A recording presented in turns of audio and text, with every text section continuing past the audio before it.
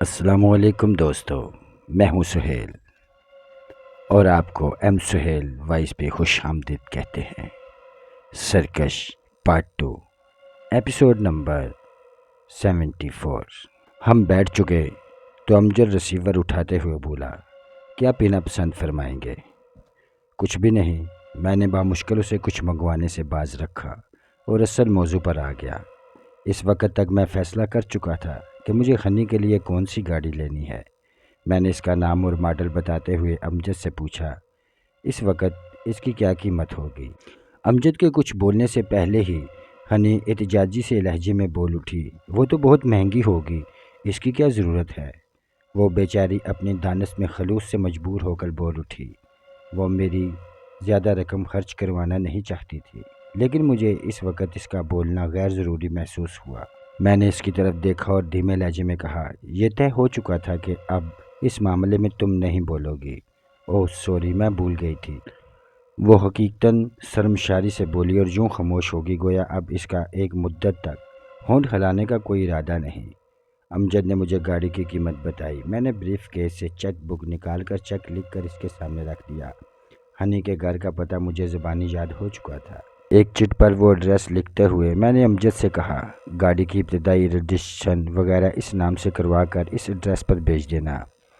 پرسوں پہنچ جائے گی سر۔ امجد نے چٹ لے کر حفاظت سے دراز میں رکھتے ہوئے کہا، میں کمپنی سے نکلوا کر بھجواؤں گا۔ یہاں تو ایک ہی پیس موجود ہے، کلر کے بارے میں کیا حکم ہے سر؟ مٹیالک بلیک، میں نے ہنی سے پوچھے بغیر گویا مکمل اپنی مرضی چلاتے ہوئے کہا۔ امجد نے ایک لمحے کے لیے پنسل سے سر کھچاتے ہوئے گویا ذہن پر زور دیا، پھر مطمئن انداز میں سر ہلاتے ہوئے بولا، ٹھیک ہے سر، اس کلر کا بھی ایک ہی پیس موجود ہے۔ میں اٹھنے کے ارادے سے بریف کیس بند کر رہا تھا کہ میرے برابر والی کرسی پر بیٹھے ہوئے شخص نے کھنگار کر مسافر کے لیے ہاتھ بڑھاتے ہوئے کہا، سر گستاخی معاف، اگر آپ جلدی میں نہیں ہیں تو ایک آدھے منٹ کے لیے ہمیں بھی ہم کلامی کا شرف عنایت فرمائیں۔ میں نے سر اٹھا کر اس کی طرف دیکھا۔ وہ پتلا دبلا ایک سانولا سا نوجوان تھا، جس کی پتلی پتلی مونچھیں بیوقوفانہ سے انداز میں نیچے کو لٹکی ہوئی تھیں، لیکن اس کی چھوٹی چھوٹی آنکھوں میں قدرے شاطرانہ چمک تھی۔ وہ سفید مگر کچھ شکن آلودہ سی قمیض میں سویٹر پہنے ہوئے تھا۔ میں نے اس کی طرف دیکھا تو وہ مسکرا دیا۔ اس کے دانتوں پر پان خوری اور چائے سگریٹ کی نوشی سے مختلف رنگوں کی تہ جمی ہوئی تھی، سفیدی ذرا کم ہی تھی۔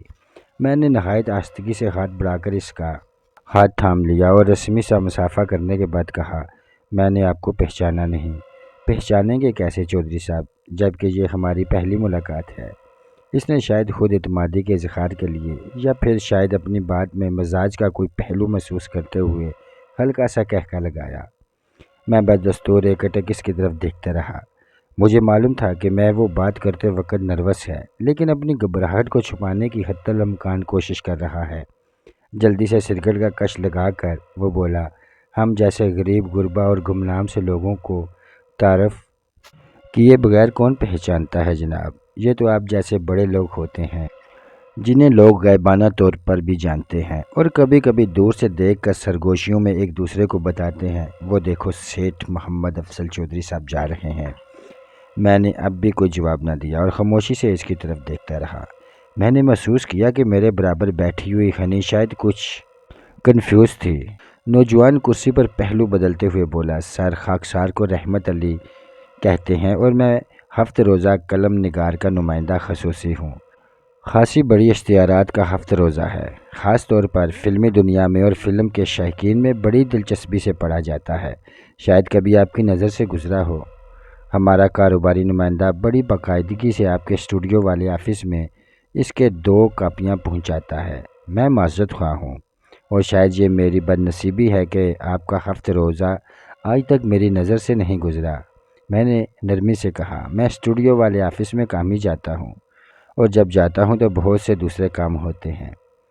میرا بھی یہی اندازہ ہے سر، وہ جلدی سے بولا، اس لیے میں خود کئی بار آپ کے دوسرے آفس بھی حاضر ہوا، لیکن آپ سے شرف ملاقات حاصل نہ ہو سکا۔ میری بڑی خواہش تھی کہ آپ اب کسی نہ کسی انداز میں فلمی دنیا میں داخل ہو ہی چکے ہیں تو ہم بھی اپنے ہفت روزہ کو آپ سے متعارف کرا سکیں۔ پھر اس نے کھنگار کر دوبارہ گلا صاف کیا، گویا گفتگو کے اہم حصے کی طرف آنے لگا ہو۔ آپ کی پروڈکشن بھی زور و شور سے جاری ہے، تو ہم چاہ رہے تھے کہ آپ کی فلموں کے اشتہارات کا بھی کچھ سلسلہ بن جائے۔ ہمارے ہفت روزہ کے لیے اشتہارات دے کر آپ بہت فائدے میں رہیں گے سر۔ ہم آپ کی فلموں پر اچھے قسم کے تبصرے بھی ساتھ ساتھ شائع کرتے رہیں گے۔ آپ کی اس پیشکش کے لیے میں آپ کا شکر گزار ہوں۔ رحمت علی صاحب، میں نے نرمی سے کہا، لیکن اس معاملے میں براہ راست مجھ سے معاملات کا کوئی فائدہ نہیں۔ مجھے اس سلسلے میں کچھ خاص معلومات نہیں۔ میں نے آفاق صاحب کو اس شعبے کا مختار کل بنایا ہوا ہے۔ وہ اسی ضمن میں جو مناسب سمجھتے ہیں کرتے ہیں۔ میرے پاس ان معاملات کے لیے وقت نہیں ہے۔ آپ انہی سے رابطہ رکھیں۔ وہ اگر آپ کی تجویز کو فائدہ مند سمجھیں گے تو ضرور آپ کے ساتھ تعاون کریں گے۔ ان سے تو ہم ملتے ہی رہتے ہیں سر۔ اس کا لہجہ یک لخت کچھ اکھڑا اکھڑا سا ہو گیا۔ تو وہ ہم سے کچھ تھوڑے بہت اخلاق سے مل لیتے تھے۔ جب سے انہیں آپ کی سرپرستی حاصل ہوئی ہے تب سے وہ ہمیں گھاس ہی نہیں ڈالتے اور نہ ہی ہمارا اخبار ان کی نظر میں جچتا ہے۔ میں ان سے آپ کی سفارش کروں گا، لیکن مسئلہ یہی ہے کہ میرے کاروبار میں 20 شعبے ہیں اور کسی نہ کسی شخص کو میں نے وہ شعبہ سونپا ہوا ہے۔ وہی اس کے سفید سیاہ کا مالک ہیں۔ میں بزنس کا اصل مالک ہونے کے باوجود اکثر ان کے معاملات میں مداخلت نہیں کرتا۔ وہ اپنے فیصلوں میں خود مختار ہوتے ہیں۔ بہرحال آپ ایک بار پھر آفاق سے مل لیجئے گا، میرا حوالہ دیجئے گا، شاید وہ آپ کی بات پر غور کریں۔ بہتر ہے، آپ کہتے ہیں تو میں آج ہی ان سے مل لوں گا۔ وہ ایک مڑے تڑے سے پیکٹ سے نئی سگریٹ نکالتے ہوئے بولا۔ اس کے لہجے میں اب پہلا سا جوش و خروش نہیں رہا تھا۔ شاید آفاق نے کبھی اس کی ہمت افزائی یا اس کے ساتھ تعاون نہیں کیا تھا۔ اگر آفاق نے اسے اس قابل نہیں سمجھا تھا تو یقیناً وہ اس قابل رہا ہی نہیں ہوگا۔ میں اٹھ کر کھڑا ہوا اور میرے ساتھ کی تیزی سے خنی بھی اٹھ کھڑی ہوئی۔ امجد سے رسمی الوداعی جملوں کے تبادلے کے بعد ہم باہر آ گئے اور خنی نے گویا سکون کی سانس لی۔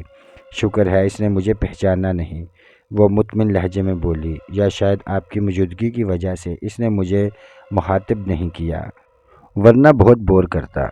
تم مل چکی ہو اس سے؟ میں نے پوچھا۔ جن دنوں میری پہلی فلم ریلیز ہوئی تھی جس میں میرا صرف ایک بے ہنگم سا رقص شامل تھا، ان دنوں اخباروں اور رسالوں میں میرے خاصے انٹرویو چھپے تھے۔ یہ بھی انہیں دنوں انٹرویو لینے گھر آیا تھا اور انٹرویو چھپنے کے بعد بھی آتا ہی رہا۔ کمبل ہو جاتا ہے، بہت بور کرتا ہے۔ آخرکار میں نے بہانہ کر کے اس سے کترانا شروع کر دیا۔ کافی پرانی بات ہوگی، میں نے اسے پہچانا ہی نہیں تھا۔ جب اس نے بولنا شروع کیا تب میں نے اسے پہچانا۔ اتنے عرصے میں اس میں ذرا سی بھی تبدیلی نہیں آئی۔ وقت گزرنے کے ساتھ ساتھ تبدیلیاں ہر شخص میں نہیں آتی، میں نے کہا، اور پھر موضوع بدل دیا۔ میں نے جو گاڑی تمہارے لیے پسند کی ہے تمہاری دیکھی ہوئی ہے نا؟ اس نے اس بات میں سر ہلایا۔ تمہیں پسند ہے نا؟ میں نے پوچھا۔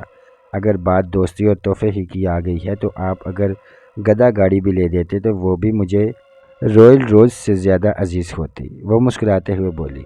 میں نے اسے اس کے گھر پر اتارا تو وہ پیار بھری نظروں سے میری طرف دیکھتے ہوئے بولی، آپ اندر نہیں آئیں گے؟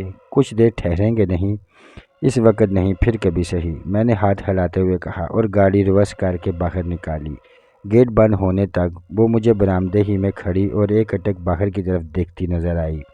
میں گلیوں سے نکل کر مین روڈ پر آیا تو نہ جانے کیوں کر مجھے احساس ہوا کہ سفید رنگ کی ایک گاڑی خاصے مناسب فاصلہ رکھ کر میرے پیچھے آ رہی ہے۔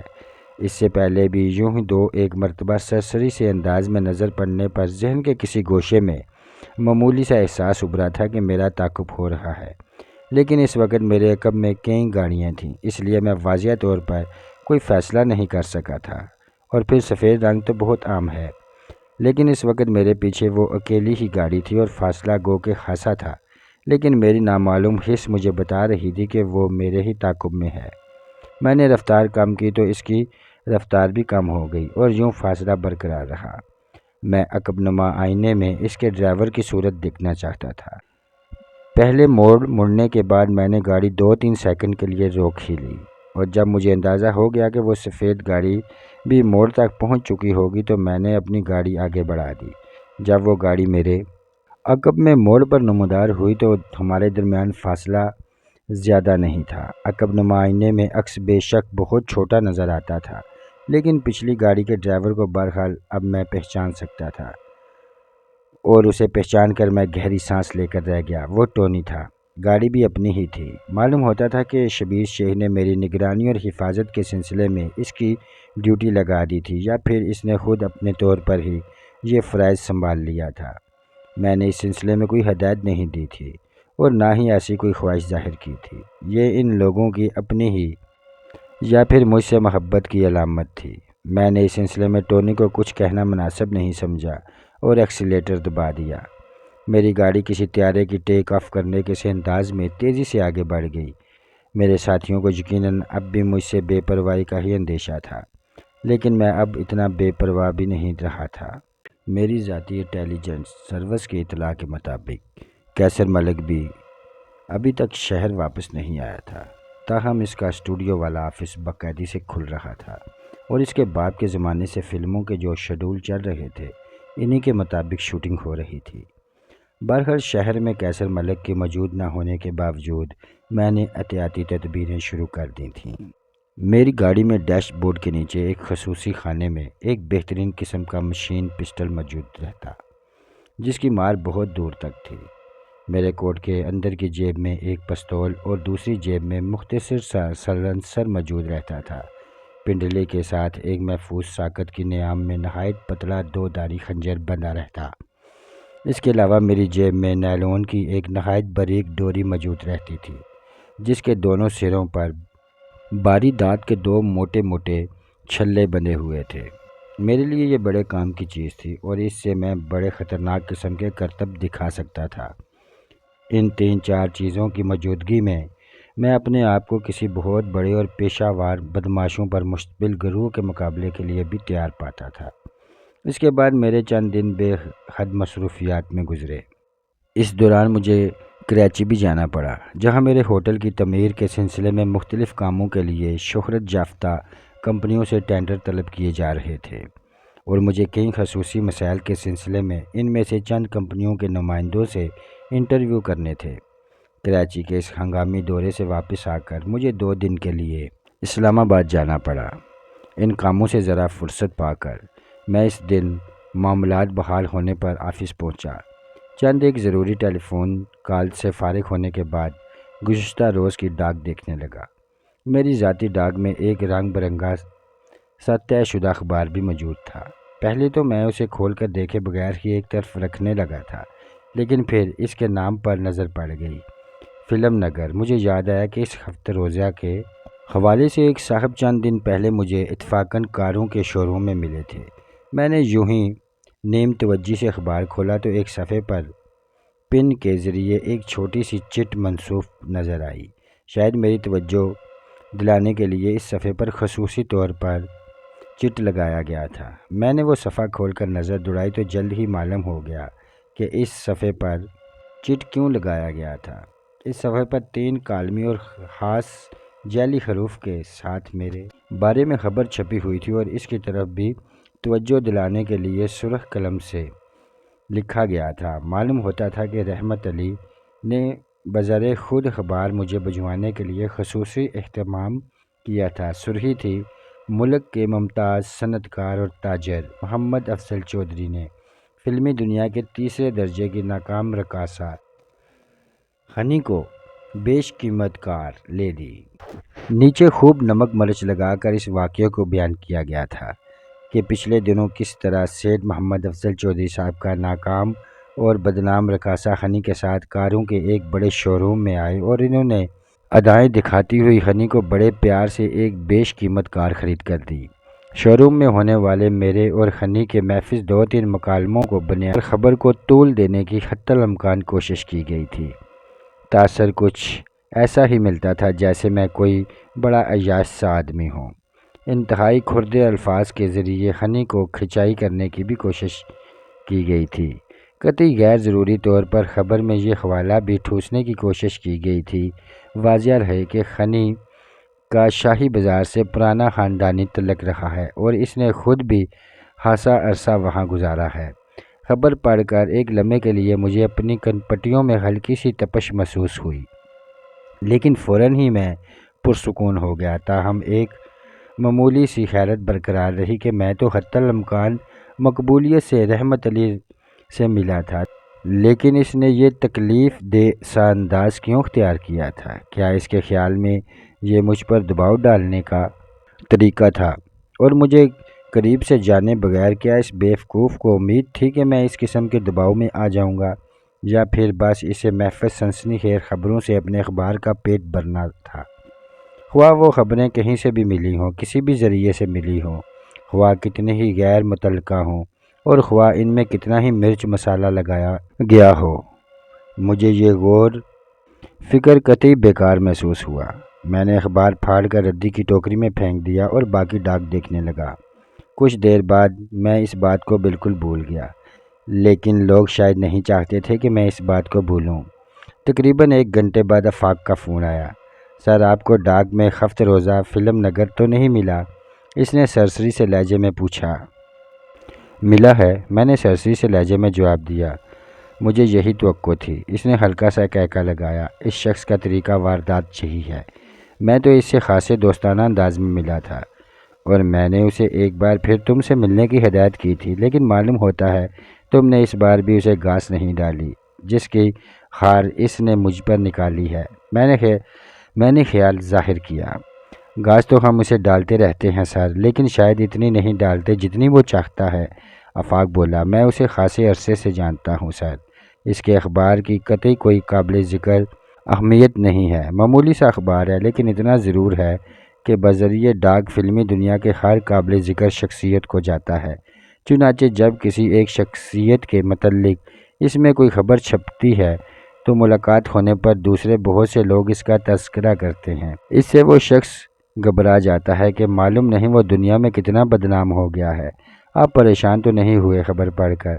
میں ہنس دیا۔ اگر میں اتنی چھوٹی چھوٹی باتوں سے پریشان ہونے لگوں تو پھر میں کر چکا بزنس۔ وہ اخباری پرزوں کی صورت میں میری ردی کی ٹوکری میں پڑا ہے۔ بہت خوب، وہ مطمئن لہجے میں بولا۔ میں آپ کو بتانا یہ چاہ رہا تھا کہ اس اخبار میں اپنی فلموں کے اشتہارات دے کر ہمیں کوئی خاص فائدہ تو ہوتا نہیں، اور ابھی ہماری فلمیں ریلیز کے مرحلے سے بھی بہت دور ہیں۔ اس کے باوجود ہم محض اس اخبار کی سرپرستی اور بلا امتیاز ہر چھوٹے بڑے اخبار اور رسالے سے تعلقات بہتر رکھنے کی پالیسی کے تحت اسے بھی تھوڑے بہت اشتہارات ریلیز کراتے رہتے ہیں، لیکن رحمت علی کچھ زیادہ ہی لمبے فائدے چاہتا ہے۔ اس کے مطالبات کچھ زیادہ ہی بڑھتے جاتے ہیں۔ ان کا تعلق اب اخبار کی بجائے اس کی اپنی ذات سے ہوتا جا رہا تھا، اس لیے میں نے اسے نظر انداز کرنا شروع کر دیا۔ ٹھیک ہے، جو تم مناسب سمجھو وہ کرو، میں نے قدرے عدم دلچسپی سے کہا۔ آپ اگر مناسب سمجھے تو اس کا دماغ درست کرنے کا کچھ بندوبست کیا جائے۔ آپ کا تو ایک اشارہ ہی کافی ہوگا، آفاق پرتجسس سے لہجے میں بولا۔ ارے نہیں بھائی، مجھے ہنسی آ گئی۔ ہمارے معاملات میں ان چھوٹے موٹے کاموں کی گنجائش نہیں۔ اس مسکین سے آدمی کا کیا بندوبست کرنا؟ اسے اپنا کام کرنے دو، ہم اپنا کام کرتے رہیں گے۔ البتہ ایک کام ضرور کرنا، اب تک جو تھوڑے بہت اشتہارات اس کے اخبار کے لیے ریلیز ہوتے رہے ہیں یا آئندہ جو کچھ بھی دینے کا ارادہ تھا وہ سب بند کر دو۔ آئندہ کے لیے اس اخبار کو اپنی فہرست قطعی طور پر خارج کر دو۔ میری کوشش اور خواہش تو یہی ہوتی ہے کہ ہمارے اداروں سے زیادہ لوگوں کو فیض پہنچے، کسی کو بھی کوئی شکوہ نہ ہو، لیکن اس شخص سے اگر اب بھی ہم نے مہربانی کا سلوک جاری رکھا یا نواشات میں اضافہ کیا تو اسے یقین ہو جائے گا کہ ہم بلیک میل ہو گئے ہیں۔ اسے یہ تاثر کسی قیمت پر نہیں ملنا چاہیے۔ اوکے سر، آفاق بولا۔ میں تو خود یہی چاہتا تھا، آپ سے اس کی تصدیق ہوگی تو اور بھی اچھا ہو گیا۔ یہ گویا اس کے دل کی بات تھی۔ فون بند کر کے میں نے باہر کی پارٹیوں کے مزید صرف 2 ہی خط پڑے تھے کہ انٹرکال کی بیل بول اٹھی۔ کیتھرین نے بتایا کہ ہنی نام کی کوئی خاتون مجھ سے بات کرنا چاہتی ہیں۔ ملاؤ، میں نے طویل سانس لیتے ہوئے کرسی کے پشت سے ٹیک لگا کر کہا۔ میں نے ٹیلی فون کا ریسیور اٹھا کر کان سے لگایا تو ہنی کی مترنم آواز سنائی دی۔ کیسے ہیں آپ؟ بالکل ٹھیک، تم سناؤ؟ لیکن پہلے میں معذرت کر لوں کہ زبردست مصروفیت کی وجہ سے میں تم سے ملنا تو درکنار فون بھی نہیں کر سکا۔ میں نے حقیقتاً معذرت خواہی کے جذبے کے ساتھ کہا۔ تم سے گزشتہ ملاقات کے بعد آج ہی آفس آیا ہوں۔ مجھے معلوم ہے، میں فون کرتی رہی ہوں، اور مجھے آپ کی مصروفیات کا پتہ چلتا رہا ہے۔ اس کے لہجے میں نہ جانے کیوں ہلکی سی افسردگی کی جھلک تھی۔ ویسے مجھے اتنی جلدی آپ کی آمد یا فون کی توقع بھی نہیں تھی۔ اچھا یہ بتاؤ گاڑی پہنچ گئی تھی؟ میں نے پوچھا۔ جی ہاں مل گئی تھی، اور میں نے شوق میں اسے 250-300 میل چلا بھی ڈالا۔ آپ کو شاید اس گاڑی کی رسید نہیں ملی۔ رسید؟ میں نے حیرت سے پوچھا۔ کیسی رسید؟ ہفتہ روزہ فلم نگر میں اس کی رسید چھپ گئی ہے نا؟ اس کے لہجے میں ہلکی سی تلخی تھی۔ مگر آپ تو بڑے آدمی ہیں، یہ چھوٹے موٹے اخبار آپ کی نظر سے کہاں گزرتے ہوں گے؟ ویسے پڑھتی تو میں بھی نہیں ہوں، لیکن یہ شمارہ خاص طور پر مجھے ڈاک میں بھیجا گیا ہے۔ میں رحمت علی کو شو روم میں دیکھ کر ہی کھٹک گئی تھی کہ اب ضرور کوئی گل کھلے گا۔ اوہ، تو تمہارا اشارہ اس خبر کی طرف ہے۔ میں نے گہری سانس لی۔ تمہاری اطلاع کے لیے عرض ہے کہ وہ میں پڑھ چکا ہوں، اخبار مجھے بھی ارسال کیا گیا تھا۔ لیکن تم اس بات پر اتنی پریشان کیوں ہو؟ کیا مجھے پریشان نہیں ہونا چاہیے؟ وہ افسردہ لہجے میں بولی۔ اس قسم کی غلط سلط اور الٹی سیدھی خبروں کی وجہ سے میرا امیج پہلے ہی بہت خراب ہو چکا ہے۔ میں اپنے آپ کو پارسا تو ظاہر کرنا نہیں چاہتی، لیکن اس ایک چیز سے ہی آپ اندازہ کر سکتے ہیں کہ بات کا پس منظر کیا ہوتا ہے اور وہ لوگوں کے سامنے کس انداز میں آتی ہے۔ دکھ مجھے اس بات کا ہوتا ہے کہ جب لوگوں کو حقیقت معلوم نہیں ہوتی تو وہ محفوظ سرسری نظر سے دیکھ کر اندازے قائم کر کے افسانے کیوں لکھنے بیٹھ جاتے ہیں۔ دنیا کا کام یہی ہے، کچھ لوگ افسانے لکھتے ہیں، کچھ افسانے بولتے ہیں، اور میرا مشورہ یہ ہے کہ دنیا کو اپنا کام کرنے دو، تم اپنا کام کرتی رہے۔ اگر تم ان باتوں میں الجھو گی تو ان کا مقصد پورا ہوگا۔ وہ تمہیں الجھانا ہی تو چاہتے ہیں۔ فضا میں جتنی زیادہ گرما گرمی پیدا ہوگی، انہیں اتنی ہی خوشی ہوگی۔ تمہاری طرف جتنی خاموشی، جتنا سکوت رہے گا، انہیں اتنی ہی مایوسی ہوگی، اور یہی بہترین رد عمل ہے۔ میں نے نہایت ٹھہرے لہجے میں اسے سمجھانے کی کوشش کی۔ آپ جیسے لوگوں کا کچھ نہیں بگڑتا، اس لیے آپ ایسی باتیں کر سکتے ہیں، مجھے سمجھا سکتے ہیں۔ وہ گویا رو دینے کو تھی، لیکن میں آپ کو بتاتی ہوں کہ چھوٹی چھوٹی باتوں سے میرے لیے کتنا فرق پڑتا ہے۔ فلمی دنیا کے دروازے مجھ پر اس قسم کی کیس آرائیوں نے بھی بند کیے ہیں۔ پہلے تو ایک عرصے تک لوگوں کے پیٹ میں یہ درد اٹھتا رہا کہ بظاہر میرا کوئی ذریعہ آمدنی نہیں، تو میں اتنے ٹھاٹھ باٹھ سے کیسے رہتی ہوں۔ اس زمن میں بھی حقیقت گو کہ کسی کو معلوم نہیں تھی، مگر مختلف کیس آرائیوں کی جاتی رہیں۔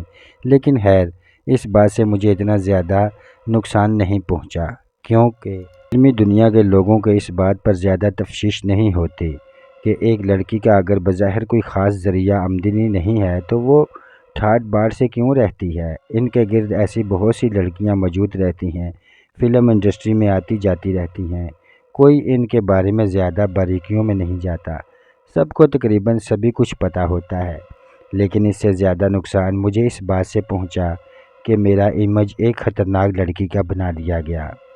خطرناک لڑکی؟ میں نے یوں ہی ذرا سی حیرت ظاہر کی، حالانکہ یہی بات مجھے آفاق بھی بتا چکا تھا۔ ہاں، وہ جیسے سسکی لے کر بولی۔ بات یہ تھی کہ ایک بہت بڑا سرکاری افسر کچھ ملک دشمن سرگرمیوں میں ملوث تھا، غداری کا مرتکب ہو رہا تھا، لیکن مجھے صحیح طور پر نہیں معلوم کہ وہ کس حد تک قصوروار تھا۔ میرا جرم صرف اتنا تھا کہ میں اس بات سے بالکل بے خبر تھی، اور اس شخص کا ہمارے ہاں آنا جانا تھا۔ جب قانون کا خط اس شخص تک پہنچا تو وہ تو اپنی خفیہ دولت نہ جانے کون کون سے وسائل اور پرانی شناسائی استعمال کرتے ہوئے صاف بچ گیا، ملک سے فرار ہو گیا۔ تحقیقاتی ایجنسیوں نے ان تمام لوگوں کو دھر لیا جن سے اس کا چاہے کسی بھی سلسلے میں مختصر ثابت رابطہ رہا تھا۔ کبھی اگر اس نے 2 آدمیوں کی موجودگی میں سر راہ کسی سے مصافحہ بھی کیا تھا تو اسے بھی دھر لیا گیا تھا۔ ان دکانداروں تک کو طلب کر لیا گیا تھا جن سے وہ سگریٹ، پان، شیپ کا سامان یا کچھ اور خریدتا تھا، اور ایک آدھے منٹ کے لیے ان کے پاس کھڑے ہو کر خس بول لیتا تھا۔ ہاں، یہ تو ہوتا ہے ہمارے ہاں، میں نے تأسف سے کہا۔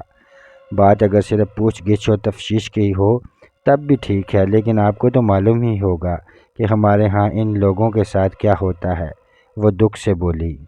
ہاں مجھے معلوم ہے، میں نے دھیمے لہجے میں کہا۔ میں بھی ایک تلخ دور سے گزری، لیکن مسئلہ یہ ہے کہ میں تو کسی کو جا کر سنا بھی نہیں سکتی کہ میرے ساتھ کیا ہوا، تفتیشی افسروں میں سے کس نے میرے ساتھ کیا کیا اور کس نے کیا کہا۔ میں وہ سب لرزہ خیز داستانیں سینے میں ہی قید رکھنے پر مجبور ہوں۔ اخبار والے اس زمانے میں بھی میرے بارے میں محفوظ اطلاعات یا مختلف اداروں کی فراہم کردہ معلومات کے سہارے اور کچھ اپنی کیس آرائیوں کی مدد سے خبریں چھاپتے رہے۔ کچھ میرا چہرہ بھی فوٹو میں اچھا آتا ہے، اخبار میں تصویر اچھی آتی ہے، اس لیے اگر قارئین تک پہنچنے کے لیے کوئی بات نہیں ہوتی تھی تب بھی لفظوں پر مشتمل کوئی نہ کوئی خبر بنا کر ساتھ تصویر ضرور لگا دی جاتی تھی۔ در حقیقت کسی بھی لکھنے والے کی مجھ تک رسائی ہونے ہی نہیں دی گئی تھی کہ کوئی مجھ سے بھی پوچھ لے کہ آخر مجھ پر کیا گزری، اور اگر کوئی آ بھی جاتا تو میں یقیناً اسے کچھ بتا بھی نہ پاتی، اور اگر بعد میں بتاتی بھی تو چھاپ کون سکتا تھا؟ کوئی بھی نہیں۔ سب کو اسی معاشرے میں رہنا ہے، نوکری بھی کرنی ہے، روٹی بھی کمانی ہے، بچوں کا پیٹ بھی پالنا ہے اور زندہ بھی رہنا ہے۔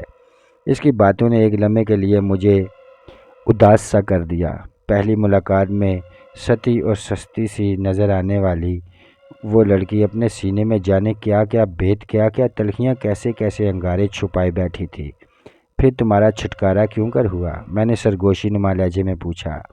اس دنیا میں کچھ اچھے لوگ بھی باقی ہیں، اور خصوصاً ہمارا معاشرہ تو شاید انہی کی وجہ سے قائم ہے، ورنہ ہمارا یہ سماجی ڈھانچہ شاید بہت پہلے زمین بوس ہو چکا ہوتا۔ ایسے ہی ایک آدمی نے مجھے اس عذاب سے نجات دلائی۔ وہ شخص اب اس دنیا میں نہیں ہے۔ میں مرتے دم تک اس کی شکر گزار رہوں گی، حالانکہ وہ بھی اسی مشینری کا ایک پرزہ تھا۔ اس کے لہجے میں دلی تشکر جھلک آیا۔ لگتا ہے تمہاری زندگی نہایت دل خراش واقعات سے بھری پڑی ہے، میں نے کہا۔ بے شک، اگر کوئی میری کہانی لکھے تو نہایت سنسنی خیز اور بھیانک قسم کی کتاب مرتکب ہو سکتی ہے، لیکن وہ یہاں چھپ نہیں سکتی۔ ویسے میں اکیلی نہیں ہوں، مجھ جیسی بہت سی لڑکیوں کے پاس ایسی بہت سی داستانیں ہوتی ہیں۔ فرق صرف یہ ہے کہ میرے پاس کم عمری میں ہی زیادہ مواد جمع ہو گیا، اور وہ بھی مختلف نوعیت کا۔ اس نے یقیناً اپنے آنسوؤں کو پی جانے اور اپنے لہجے میں خوش دلی لانے کی کوشش کی تھی۔ تم جیسے لوگوں میں مجھے بہت کشش محسوس ہوتی ہے، میں نے آہستگی سے کہا۔ کمال ہے، اس نے اب قدرے شگفتہ لہجے میں کہا۔ دنیا کے اصولوں کے مطابق تو آپ کو ہم جیسے لوگوں سے نفرت کرنی چاہیے، گھن کھانی چاہیے۔ بیکار باتیں مت کرو، میں روایتی آدمی نہیں ہوں، میں نے کہا۔ جانے کیوں وہ دھیرے سے ہنس دی۔ میں نے سنجیدگی سے کہا، تمہاری شخصیت پیاز کی طرح تہ در تہ ہے اور اندر کچھ بھی نہیں ہے۔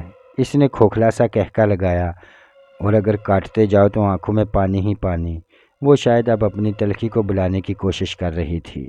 میں ایک لمحے کے لیے خاموش رہا، تب وہ جیسے چونکتے ہوئے بولی، بات کہاں سے کہاں چلی گئی؟ میں نے آپ سے یہ پوچھنے کے لیے فون کیا تھا کہ مجھے اب کیا کرنا چاہیے۔ کس سلسلے میں؟ میں نے چونک کر پوچھا۔ ارے آپ اتنی جلدی بھول گئے، وہ خیرت سے بولی۔ اسی خبر کے سلسلے میں۔ کرنا کیا ہے؟ اس بار میں نے حیرت کا اظہار کیا۔ ارے بھائی، اس اخبار کو طے کر کے ایک طرف رکھو، بلکہ بہتر ہوگا کہ میری طرح اس کے پرزے کر کے ردی کی ٹوکری میں ڈالو، اور جو کام پہلے کر رہی تھی آرام سے دوبارہ اسی میں مصروف ہو جاؤ۔ اس کو بھول جاؤ، ذہن سے جھٹک دو۔ اچھا، وہ جیسے میرے لہجے سے لطف اندوز ہوتے ہوئے بولی، آپ کہتے ہیں تو ایسا ہی کرنے کی کوشش کرتی ہوں۔ ٹھیک ہے، پھر کس دن ملاقات ہوگی؟ خدا حافظ۔ میں نے سلسلہ ختم کر دیا، اور کافی دیر تک میں بے حس و حرکت بیٹھا اس کے بارے میں سوچتا رہا۔ مجھے گمان تک نہیں گزرا تھا کہ کبھی یہ لڑکی مجھے اس درجہ دلچسپی اور قابل توجہ محسوس ہونے لگے گی۔ کبھی کبھی انسان کے اندازے کیسے غلط نکلتے ہیں۔ اپنے خیالات سے چونک کر میں نے مزید تھوڑا سا ہی کام نپٹایا تھا کہ ایک بار پھر انٹرکام پر کیتھرین نے اطلاع دی کہ میرے لیے فون ہے۔ اس بار فون پر ستارہ تھی۔ کافی معمول اس کے لہجے میں کچھ تیکھا پن تھا، جیسے میں ابتدا میں محسوس نہ کر سکا۔ کچھ زیادہ ہی مصروف ہو گئے ہو تم، وہ بولی۔ پچھلے دنوں مجھے خاصی فرصت میسر تھی، میرا خیال تھا تم فون کرو گے، ملیں گے، باتیں کریں گے، شاموں کی صورت کچھ سنور جائے گی، تنہائیوں کے تیور کچھ بدل جائیں گے۔ اوہ ہو، آج تو شاعری کر رہی ہو، میں نے اس کی بات کاٹ دی۔ لیکن تمہیں شاید کافی دنوں سے میری شاعرانہ رکاوٹ کی کمی محسوس نہیں ہوئی۔ مصروف جو بہت تھے۔ مصروف تو میں بہت عرصے سے چلا آ رہا ہوں، میں نے نرمی سے کہا، لیکن اب مصروفیات کی نوعیت کچھ بدلتی جا رہی ہیں نا؟ اب کچھ نئی مصروفیات بھی پیدا ہوتی جا رہی ہیں، مثلاً تیسرے درجے کی ناکام اور بھولی بسری اداکاروں بلکہ رقاصوں کو عمدہ قسم کی گاریں دلوانا۔ اس نے بظاہر نہایت سرسری سے لہجے میں کہا۔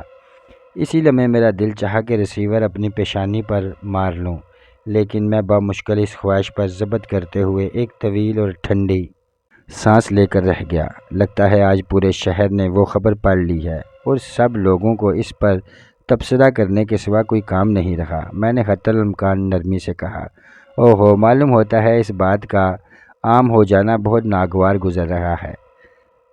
وہ چہتے ہوئے لہجے میں بولی۔ ایک بار پھر اس کے لہجے میں رقابت کی جھلک محسوس کر کے میں حیران ہوئے بغیر نہ رہ سکا۔ ہماری ایک دوسرے سے کوئی عہد و پیمان نہیں تھے، اور وہ کوئی تنحل پرست عورت بھی نہیں تھی کہ خیالوں ہی خیالوں میں کچھ اچھوتے سے محل تعمیر کر لیتی اور انہیں آندھیوں کی زد پر دیکھ کر پریشان ہو جاتی۔ وہ تو نوعمری سے ہی بہت پریکٹیکل تھی، مغربی لڑکیوں سے بھی زیادہ پریکٹیکل۔ تو پھر اس رقابت کے کیا معنی تھے؟ بہرحال وہ مجھے اچھی بھی بہت لگتی تھی۔ میں اس کے رد و عمل پر ناگواری ظاہر کر کے اس کا دل دکھانا نہیں چاہتا تھا۔ میں نے نرمی سے کہا، تم اب صف اول کی ہیروئن ہو، کیا ابھی تک تمہیں تجربہ نہیں ہوا کہ چھوٹے موٹے اخباروں میں چھپی ہوئی خبروں کی تہہ میں چھپی ہوئی حقیقت کتنی مختلف ہوتی ہے؟ بہت کم ایسا ہوتا ہے کہ اس قسم کے اخباروں میں جو کچھ چھپا ہو حقیقت بھی لفظ بہ لفظ اسی طرح ہو۔ خبروں کی صداقت اور درستگی کا خیال تو وہی خبرات رکھتے ہیں جن کا معاشرے میں کچھ مقام ہوتا ہے، کچھ روایت ہوتی ہے اور کوئی ساکھ ہوتی ہے۔ ہر اخبار تو اتنی چھوٹی چھوٹی باتوں کے لیے اتنا درد سر مول نہیں لیتی۔ بہرحال بالکل ہی بے بنیاد بات تو نہیں چھپتی نا؟ اس کے لہجے میں تیکھا پن کچھ کم ہوا۔ دھواں تو وہیں سے اٹھتا ہے جہاں آگ لگی ہوتی ہے۔ ہاں، یہ میں ضرور تسلیم کرتا ہوں، میں نے بلا تامل کہا۔ اس بات کا مجھے اعتراض ہے کہ میں نے ہنی کو گاڑی دلائی ہے، لیکن جو تاثر خبر میں دینے کی کوشش کی گئی ہے، میری کہانی اس سے بالکل مختلف ہے، اور وہ کہانی مجھے سنائی نہیں جا سکتی ہوگی۔ اس کے لہجے کی تہہ میں تجسس و تیاگ کروٹیں لے رہا تھا۔ اس میں فی الحال میرے لیے نہ تو کوئی دلچسپی ہوگی اور نہ ہی فی الحال ان طویل باتوں کو دہرانے کا کوئی فائدہ ہے، میں نے بدستور نرم لہجے میں کہا۔ اچھا، وہ طویل سانس لے کر بولی، جیسے تمہاری مرضی۔ ویسے میری باتوں کا برا مت منانا، کبھی کبھی مجھے خود بھی احساس ہوتا ہے کہ اس قسم کی جلی کٹی باتیں کرنے کا مجھے کوئی حق نہیں پہنچتا، لیکن مجھے یہ اعتراض کرنے میں آر نہیں کہ بس دل کے ہاتھوں مجبور سی ہو جاتی ہوں، حالانکہ یہ میری فطرت کے بھی خلاف ہے۔ تمہیں تو معلوم ہی ہے کہ میں ہرجائی پن کی حد تک حقیقت پسند ہوں۔ ہاں، انسان اپنے اوپر کتنے ہی پتھریلے خول چڑھا لے، لیکن اندر کہیں نہ کہیں نرم اور نازک جذبوں کی کونپلیں سر اٹھاتی رہتی ہیں، میں نے کہا۔ دوسری طرف ایک لمحے کے لیے بالکل خاموشی چھا گئی، جیسے میرے لفظوں نے اس کے لیے سوچوں کی بھول بھلیوں کے دروازے کھول دیے ہوں۔ پھر وہ بہت ہی دھیمی اور کپکپاتی سی آواز میں بولی، افی، اب تو میں یہ بھی سوچنے لگی ہوں کہ تم جب کسی سے شادی کرو گے تو میرا کیا حال ہوگا؟ کہیں حسد کے مارے مجھے کچھ ہو تو نہیں جائے گا؟ ہوتا کچھ بھی نہیں، یہ سب انسان کی خود ساختہ جذباتی ڈرامے ہیں۔ اب ہم لوگ جس سٹیج پر ہیں وہاں تقریباً ہر چیز کو ہی ہنس کر سہنے کا ہم میں حوصلہ پیدا ہو چکا ہے۔ وہ عمر گزر گئی جب کسی کی بے وفائی راتوں کو جگاتی تھی، خون کے آنسو رلاتی تھی، میں نے ہنس کر کہا۔ ابھی ہم کوئی بوڑھے تو نہیں ہو گئے، ابھی تو ہمارا شمار نوجوانوں میں ہی ہے۔ اس کو یکدم گویا عمر کے اندیشے نے آن گھیرا۔ ہاں، میں تو نوجوان ہی، میں نے کہا، لیکن ہم نے زندگی میں سب کچھ دیکھ لیا ہے نا۔ سوچ میں پیچیدگی آ گئی ہے۔ سوچ میں پیچیدگی آنے سے آدمی کوئی جذباتی صدموں سے محفوظ تو نہیں ہو جاتا۔ وہ حسب معمول عقل کی باتیں کر رہی تھی، وہ عام فلمی عورتوں کی طرح سطحی عورت نہیں تھی۔ یہ تو ٹھیک ہے، لیکن اس سے کم انسان میں صدموں کو آسانی سے سہنے اور خود پر ہنسنے کا سلیقہ آ جاتا ہے، میں نے کہا۔ دفعتاً اسے جیسے ایک اور خیال آیا، چونکنے کے سے انداز میں بولی، افی، ویسے تم شادی تو کسی بہت حسین، ذہین، خاندانی، تعلیم یافتہ اور پاکیزہ بی بی قسم کی لڑکی سے کرو گے نا؟ یہ تم سے کس نے کہہ دیا؟ میں نے حیرت سے کہا۔ فی الحال تو میں اس سلسلے میں پریقین ہی نہیں ہوں کہ میں شادی کروں گا بھی یا نہیں، اور یہ بتانا تو تقریباً ناممکن ہی ہے کہ اگر کروں گا تو کس لڑکی سے کروں گا۔ تمہیں تو معلوم ہی ہے کہ میرا کچھ پتہ نہیں، میں ان لوگوں میں سے ہوں جن کے بارے میں کوئی پیشن گوئی نہیں کی جا سکتی۔ ہاں یہ تو ہے، وہ قدرے نرم لہجے میں بولی، پھر جیسے اس نے سارے الجھے خیالات کو ذہن سے جھٹک دیا۔ اچھا خیر، کبھی وقت ملے تو آنا، تمہارا انتظار سا رہتا ہے۔ اس نے سلسلہ ختم کر دیا۔ اس کے لہجے میں کوئی بات تھی جس نے ایک لمحے کے لیے مجھے پریشان سا کر دیا۔ میری کچھ سمجھ میں نہ آیا کہ میں کیا سوچ رہا ہوں، کیا محسوس کر رہا ہوں۔ ستارہ کا میرے ساتھ جو رویہ تھا وہ کبھی کبھی مجھے جذباتی کشمکش میں مبتلا کر دیتا تھا، جبکہ میں کسی بھی قسم کی جذبانیت میں مبتلا ہونا نہیں چاہتا تھا۔ میرا دل کام سے اچاٹ سا ہو گیا تھا، لیکن بہت سے خطوط کی فائلیں دیکھنا بہت ضروری تھا، اس لیے میں نے بامشکل اپنے آپ کو دوبارہ کام کی طرف متوجہ کیا۔ ابھی میں نے باہر کی پارٹیوں کے چند ہی خطوط پڑھے تھے کہ کیتھرین نے ایک بار پھر ٹیلی فون کال کے اطلاع دی۔ آفاق دوبارہ کسی اہم سلسلے میں مجھ سے بات کرنا چاہتا ہے۔ لائن ملی تو آفاق بولا، دوبارہ آپ کو زحمت دینے کی معافی چاہتا ہوں سر، بات کچھ زیادہ اہم نہیں، لیکن میں نے مناسب سمجھا کہ آپ کی رائے ضرور معلوم کر لوں۔ ہماری پروڈیوسر ایسوسی ایشن کے صدر ہیں نا سعید اللہ سعید صاحب، پچھلی مرتبہ ایسوسی ایشن کے سالانہ ڈنر میں نے آپ سے ان کا تعارف کروایا تھا۔ ہاں مجھے یاد تو پڑتا ہے، باری برکم ہیں، سرخ و سفید سے آدمی تھے نا؟ میں نے اپنی یادداشت کو کھنگالا۔ جی ہاں وہی، اتفاق قدرے پرجوش لہجے میں بولا، بہت اچھے اور بہت کام کے آدمی ہیں سر، آپ سے مل کر وہ خوش بھی بہت ہوئے تھے۔ وہ خود بہت بڑے آدمی ہیں جی، بہت دولت مند بھی ہیں۔ کیا اتنی دولت انہوں نے فلم سازی میں ہی کمائی ہے؟ میں نے مسکراتے ہوئے پوچھا۔ نہیں سر، ان کے اور بھی کئی بزنس ہیں، کئی سینما ہال ہیں، فیکٹریاں ہیں، بڑی زبردست چیز ہیں، اور پھر ایسوسی ایشن کے صدر بھی ہیں۔ میری خواہش ہے کہ آپ کے ان کے ساتھ اچھے مراسم ہونے چاہیے۔ وہ خود بھی آپ سے راہ و رسم بڑھانے کے بڑے خواہش مند ہیں۔ چند دن بعد ان کے ہاں ایک بہت بڑی تقریب منعقد ہو رہی ہے، ان کے لیے کئی خوشیاں یکجا ہو گئی ہیں۔ حال ہی میں ان کی فلم رت مستانی نے سلور جوبلی کی ہے۔ ادھر ان کے ہاں شادی کے تقریباً 10 سال بعد پہلی اولاد ہوئی ہے۔ پھر یہ کہ اس سال وہ دوسری مرتبہ ایسوسی ایشن کے صدر منتخب ہوئے ہیں۔ ان کے لیے یہ سب خوشیاں بے انتہا اہم ہیں، اور ان کا خیال ہے کہ اب تو انہیں ایک زوردار پارٹی ضرور دینی چاہیے، اور ان کے ہاں پارٹیاں اپنی مثال آپ ہوتی ہیں۔ میری درخواست ہے کہ آپ اس پارٹی میں ضرور شرکت کریں۔ انہوں نے مجھ سے درخواست کی تھی کہ میں آپ سے کہوں، ویسے کل وہ خود بھی آپ کو فون کریں گے۔ مجھے یقین ہے کہ ایک تو آپ اس پارٹی سے محفوظ ہوں گے، دوسرا سعید صاحب کی خواہش بھی پوری ہو جائے گی، تیسرا یہ کہ بہت ہی اہم اور کارآمد شخصیتوں سے آپ کی بھی ملاقات رہے گی۔ بھائی تم اتنا زور دے رہے ہو تو میں آ ہی جاؤں گا، میں نے ایک لمحہ سوچنے کے بعد کہا۔ گو کہ مصروفیات تو ابھی کئی دنوں تک زیادہ ہی رہے گی، لیکن میں سوچ رہا ہوں کہ زندگی میں تفریح کی کچھ زیادہ ہی کمی واقع ہوتی جا رہی ہے، اس طرح بھی کچھ نہ کچھ توجہ دیتے رہنا چاہیے، کہیں اصحاب بیچارے ناراض ہی نہ ہو جائیں کہ یہ کیا ایک ہی قسم کی مشقت لیے جا رہے ہیں۔ جی ہاں، وہ دھیرے سے ہنستے ہوئے بولا، ایک یہ خیال بھی میرے پیش نظر تھا۔ تو پھر میں یقین رکھوں کہ سعید صاحب آپ کو فون کریں گے تو آپ کا جواب اثبات میں ہوگا؟ ہاں میں نے جواب دیا، میرا خیال ہے میں حامی بھر ہی لوں گا۔ سعید صاحب کا گھر گارڈن ٹون میں تھا اور میرے توقع سے کہیں زیادہ شاندار تھا۔ کوٹھی کیا، ایک چھوٹا موٹا قلعہ تھا۔ اس کے 4 دیواری کنکریٹ کی معلوم ہوتی تھی اور خاصی بلند تھی، لیکن اس کے اندر کی طرف اس سے بھی بلند گویا ایک اور 4 دیواری تھی، اور یہ 4 دیواری سفیدے کے درختوں پر مشتمل تھی۔ ان درختوں کی گنجان قدار 4 دیواری کے ساتھ ساتھ چل رہی تھی، اور اس نے اصل عمارت کو تقریباً چھپا ہی رکھا تھا، لیکن اس سے بے پناہ پرائیویسی کا احساس ہوتا تھا۔ معلوم یہی ہوتا تھا کہ اندر ہونے والے جشن اور ہنگامے کا باہر کسی کو ذرا سا بھی اندازہ نہیں ہو سکتا تھا۔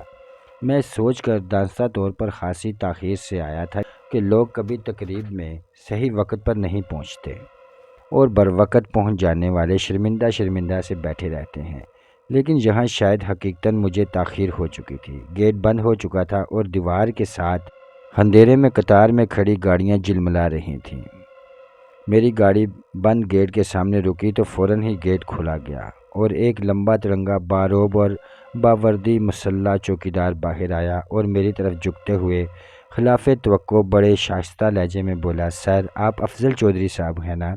میں نے اس بات میں سر ہلایا تو وہ بولا، آپ گاڑی اندر ہی لے آئیں۔ اس نے گیٹ کھول دیا اور اندر بھی بہت سی لمبی چوڑی جلمل کرتی پیش قیمت گاڑیاں کھڑی تھیں۔ یہ شاید خاص مہمانوں کی گاڑیاں تھیں۔ میں نے اپنی گاڑی ایک طرف پارک کی اور روش پر قدم رکھا ہی تھا کہ ایک ویٹر نمودار ہوا اور مؤدبانہ انداز میں جھکتے ہوئے بولا، تشریف لائیں سر۔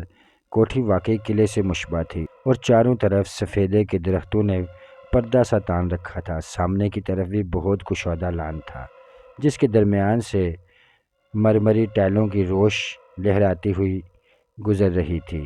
رنگا رنگ پھولوں کی کیاریاں بڑے سلیقے سے بنی ہوئی تھیں اور فضا میں ایک بوجھل مگر مسحور کن خوشبو پھیلی ہوئی تھی۔ ویٹر کی رہنمائی میں میں عقبی لان پر پہنچا۔ یہ سامنے والے لون سے کہیں کشادہ اور خوبصورت تھا اور اس کے وسط میں ایک چھوٹا لیکن نہایت خوبصورت اور تمام لوازمات سے آراستہ سوئمنگ پول بھی موجود تھا۔ پارٹی کا اہتمام یہیں کیا گیا تھا۔ تمام مہمان یہاں موجود تھے۔ فاضل لائٹیں لگائی گئی تھیں، تاہم پھر بھی روشنی میں دھیما بند تھا اور ماحول کی رومانیت برقرار تھی۔ چاروں طرف حسین خوشبوؤں کا ایک سیلاب تھا۔ صورتوں کے ستارے جلملا رہے تھے۔ کافی عرصے سے میں نے کوئی فلم نہیں دیکھی تھی، تاہم بہت سے فلمی چہروں کو میں نے پہچان لیا۔ میں نے محسوس کیا کہ لان پر میرے قدم رکھتے ہی تقریباً سبھی کی نظریں ایک لمحے کے لیے میری طرف گھوم گئی تھیں۔ ڈیڈے ڈالے سوٹ میں ایک بھاری بھرکم مگر قدرے پستہ قد شخص میری طرف لپکا۔ اس کی رنگت سفید تھی، ناک پر موٹے سے سیاہ فریم کا شیشہ ٹکا ہوا تھا اور بورے بے ترتیب بال کندھے تک آئے ہوئے تھے۔ میں نے پہچان لیا، وہ میزبان سعید احمد سعید صاحب تھے۔ ان کے ہونٹوں پر دلکش اور دوستانہ مسکراہٹ تھی۔ وہ بہت خوش اخلاق اور ملنسار آدمی معلوم ہوتے تھے۔ آفاق ان کے ساتھ تھا۔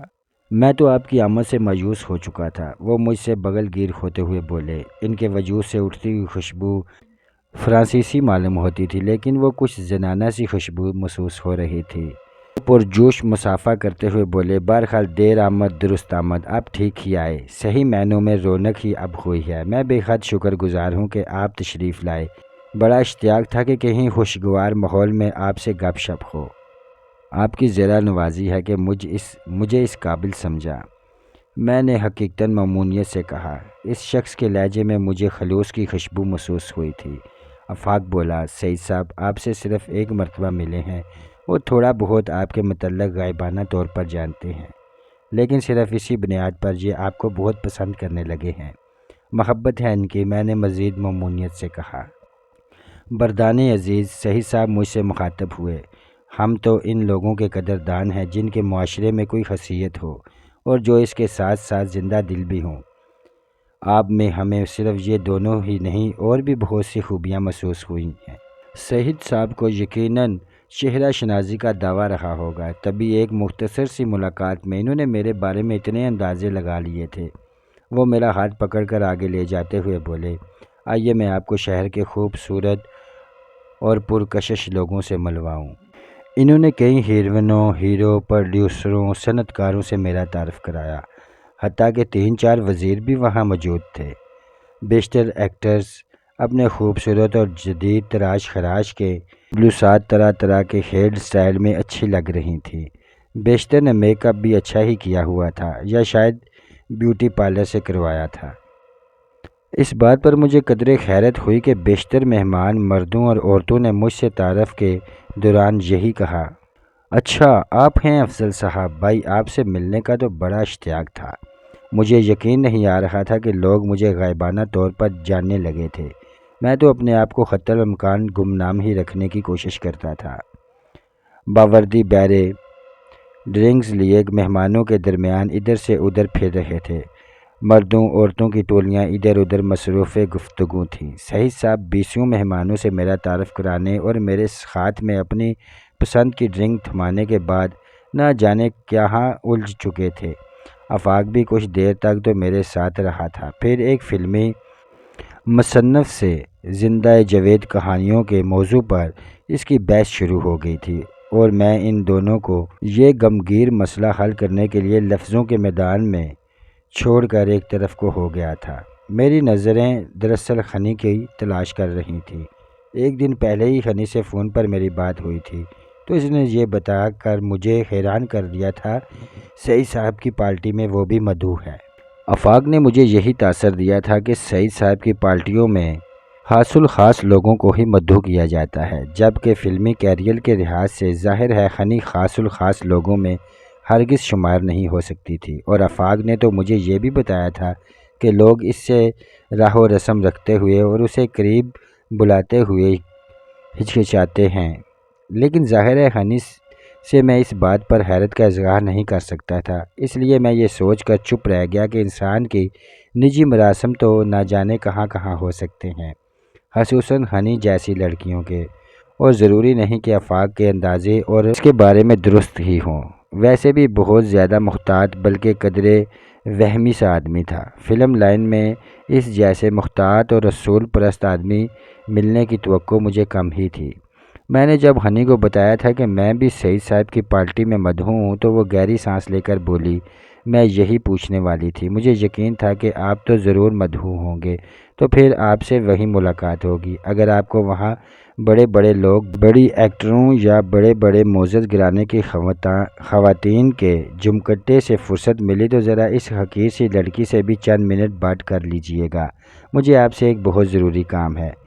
تم نے تو گویا مجھے خوابوں کا شہزادہ، گلفام یا پرنس ثابت کرنے کا تہیہ کر لیا ہے۔ میں نے ہنستے ہوئے کہا، میں ابھی سماجی حلقوں میں اتنا بھی مقبول نہیں ہوا کہ جدھر بھی جاؤں تمام قابل ذکر لوگ میرے گرد ہی پروانوں کی طرح جمع ہو جائیں۔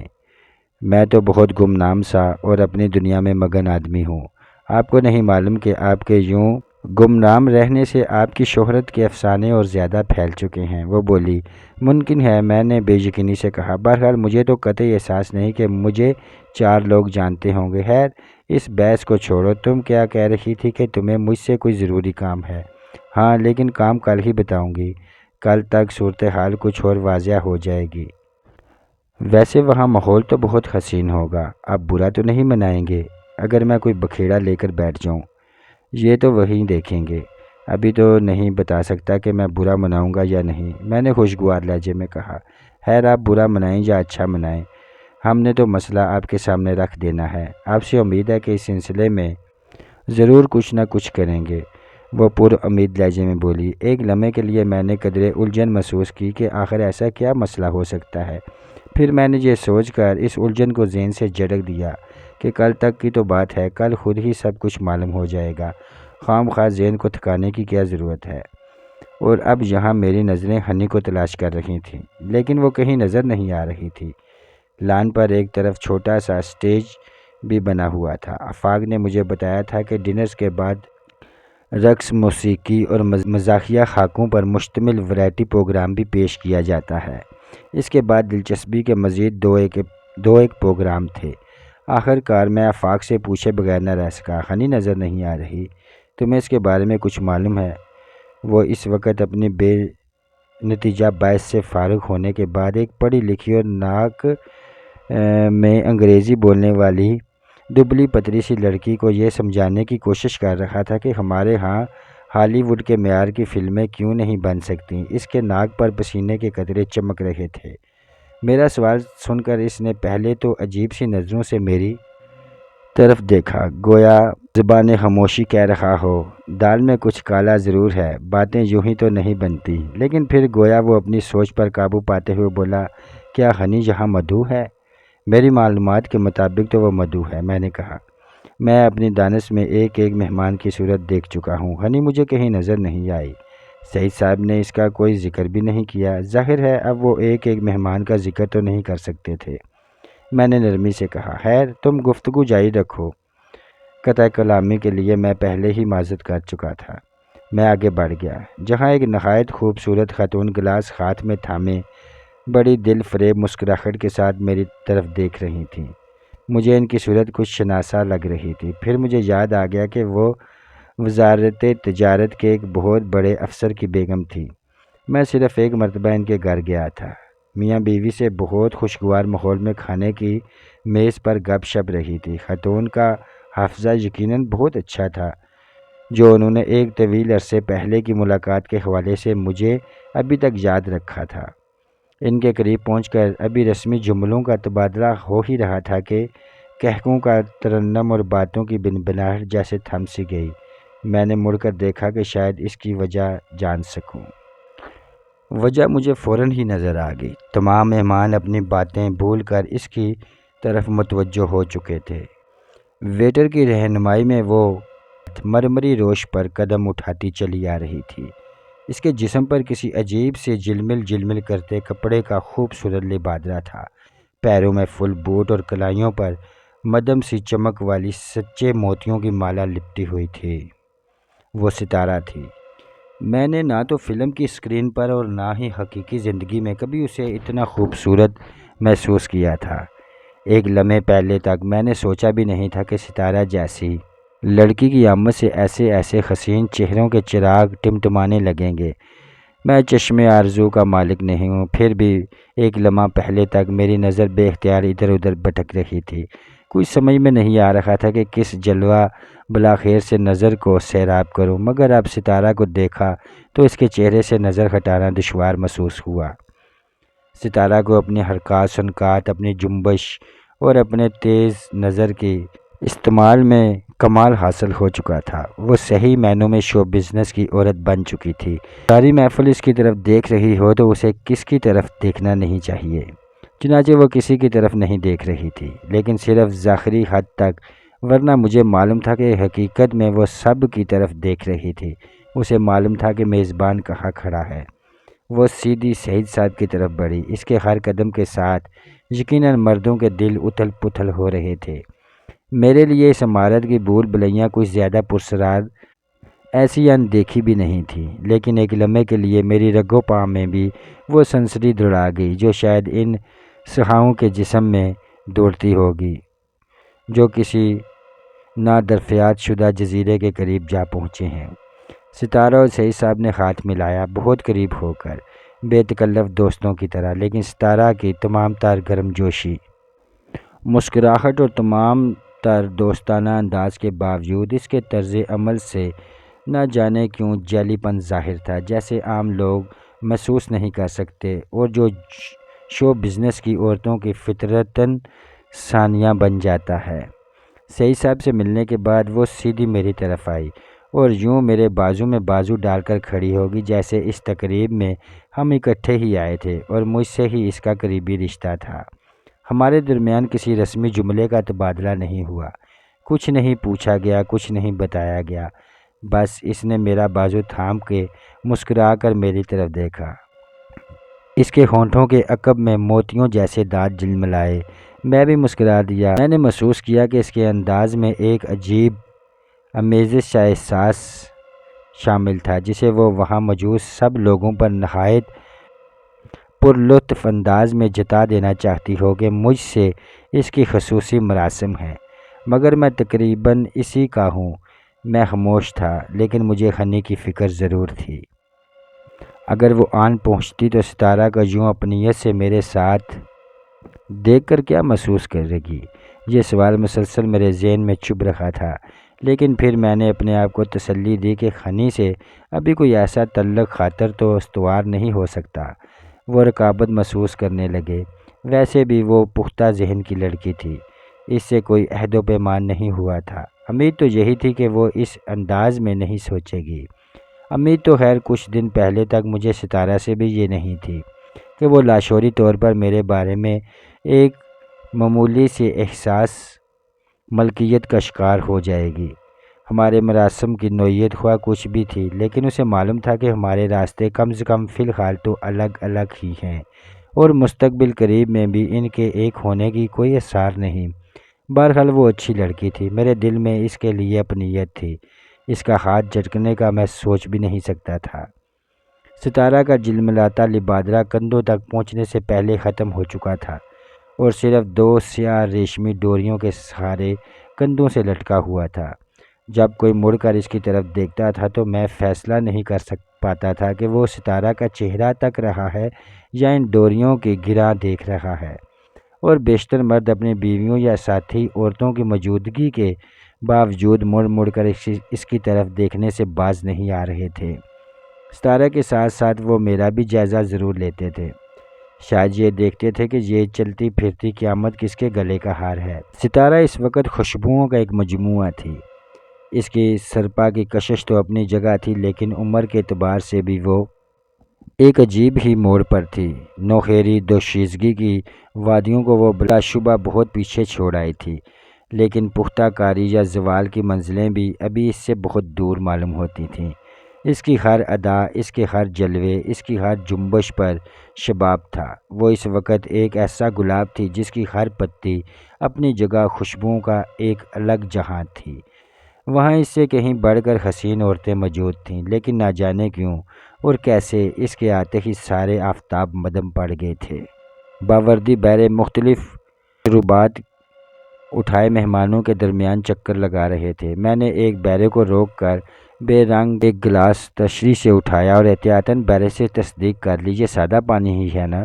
اس نے اس بات میں سر ہلایا، لیکن ساتھ ہی حیرت سے میری طرف دیکھ کر گویا بے زبان خاموشی کہہ رہا ہو، کیا اس محفل میں تم جیسے بدذوق بھی موجود ہیں؟ جبکہ میرا مسئلہ یہ تھا کہ پہلے ہی گلا خشک ہو رہا تھا، رگوں پاں میں چنگاریاں سی تیر رہی تھیں۔ میں تو خلق تر کرنا چاہتا تھا، رگوں پاں میں تیرتی ہوئی چنگاریوں کو سرد کرنا چاہتا تھا، آتش سحال خلق میں اڈیلنا نہیں چاہتا تھا۔ ستارہ نے آتشی مشروب کا جام اٹھایا۔ معلوم نہیں اس آتش بے جاں کو اپنی رگوں پاں میں مزید آگ دوڑانے کی کیا ضرورت تھی؟ ہم نے خاموشی اور آستگی سے اپنے اپنے گلاس خالی کر کے ایک بیرے کی تشتری میں رکھ دیے۔ شاید دونوں ہی کو اپنے اپنے مشروبات سے کوئی فائدہ نہیں پہنچا تھا۔ میرا خلق بدستور خشک تھا اور ستارہ کی جلملاتی آنکھوں میں بدستور پیاس تھی۔ اس نے ایک اور چھوٹا سا فینسی گلاس اٹھا لیا۔ میں نے سادہ پانی کا دوسرا گلاس اٹھانے کی کوشش نہیں کی۔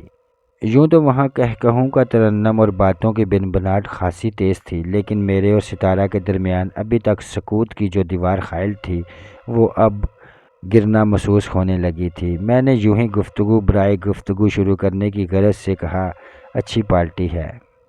وہ آستگی سے مسکرائی، صحیح صاحب کی پارٹیاں ہمیشہ خوبصورت ہوتی ہیں۔ میں نے اس کی نظروں کے تعاقب میں ادھر ادھر دیکھا۔ وہاں بہت زیادہ لوگ موجود نہیں تھے، لیکن جو بھی تھے وہ یقیناً شہر کے اہم ترین اور خوبصورت ترین لوگوں میں سے تھے۔ ستارہ بات جاری رکھتے ہوئے بولی، جن اخبار نویسوں سے سعید صاحب کی ذاتی دوستی ہے، اب تو انہیں بھی سعید صاحب نے اپنی غیر رسمی پارٹیوں میں مدعو کرنا چھوڑ دیا ہے۔ وہ کیوں؟ میں نے مہمانوں کا جائزہ لیتے ہوئے پوچھا۔ جتنے مہمان مجھے نظر آ رہے تھے ان میں سے نہ تو کسی کے پاس کیمرہ تھا اور نہ تو سکنات سے کسی پر اخبار نویس ہونے کا شبہ ہو رہا تھا۔ جن چیزوں کی سعید صاحب پبلسٹی کرانا چاہتے ہیں ان کی تو مفت پبلسٹی ہوتی نہیں، اس کے لیے انہیں اشتہارات دینے پڑتے ہیں۔ ان پارٹیوں کی وہ بالکل پبلسٹی نہیں چاہتے، لیکن ان میں کوئی فوٹوگرافر رپورٹر آ جائے تو اگلے دن بڑی بڑی رنگین تصویروں کے ساتھ گز بھر لمبی رپورٹ آ جاتی ہے، اور کبھی کبھی آف دی ریکارڈ باتیں بھی۔ اس لیے سعید صاحب نے انداز کچھ بدل لیا ہے۔ ستارہ نے وضاحت کی اور اپنا گلاس ہونٹوں سے لگا لیا۔ چھوٹا سا گھونٹ بھر کر وہ دوبارہ بولی تو اس کی آواز میں خمار کا نہایت ہلکا سا رنگ تھا، کیا تمہاری مصروفیات ابھی تک کم نہیں ہوئیں؟ نہیں، میں نے احتیاط سے جواب دیا۔ کب ہوں گی؟ اس نے سرگوشی کی۔ کہہ نہیں سکتا۔ تمہیں معلوم ہے میری مصروفیات اتنی مختلف ہیں کہ ان کے بارے میں کوئی پیشن گوئی نہیں کی جا سکتی، میں نے بھی دھیمے لہجے میں کہا، اور نہ ہی تمہارے بارے میں کوئی پیشن گوئی کی جا سکتی ہے۔ وہ مسکراتے ہوئے بولی، شاید یہ بھی صحیح ہے، میں نے کہا، لیکن میں تمہارے بغیر خود کو بہت تنہا تنہا محسوس کرنے لگی ہوں۔ ایک دنیا میری نواشات کو ترستی ہے اور میں تمہاری نواشات کو، اور عجیب بات یہ ہے کہ میں شو بزنس کی تمام مصلحتوں اور رکاوٹوں کو نظر انداز کرتے ہوئے اپنی اس کمزوری کا اظہار بھی کر رہی ہوں۔ وہ مجھ سے جڑی کھڑی تھی، لیکن اس کی آواز گویا دور سے آ رہی تھی۔ عنایت اور محبت ہے تمہاری، میں تمہاری دوستی کا قدردان ہوں۔ میں نے خلوص سے کہا، لیکن تم کچھ رسمی سے نہیں ہوگے، نپے تلے اور منتخب الفاظ بولنے والے۔ اس نے میری آنکھوں میں جھانکا۔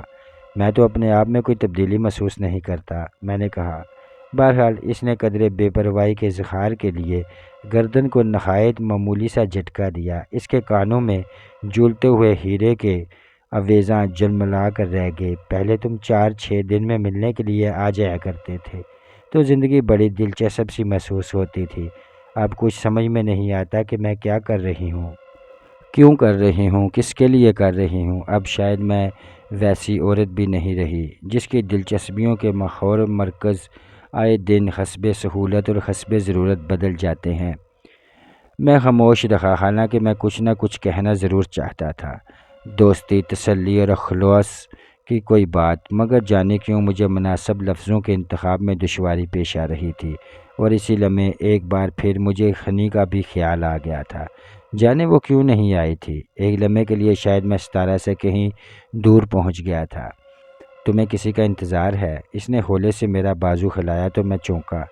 نہیں، مجھے کسی کا انتظار نہیں، میں نے غیر ارادی طور پر کہا، حالانکہ میں اسے سچ سچ بتا دینا چاہتا تھا کہ مجھے خنی کا انتظار ہے۔ اس کا مشاہدہ غضب کا تھا۔ اس نے میری آنکھوں میں انتظار پڑھ لیا تھا۔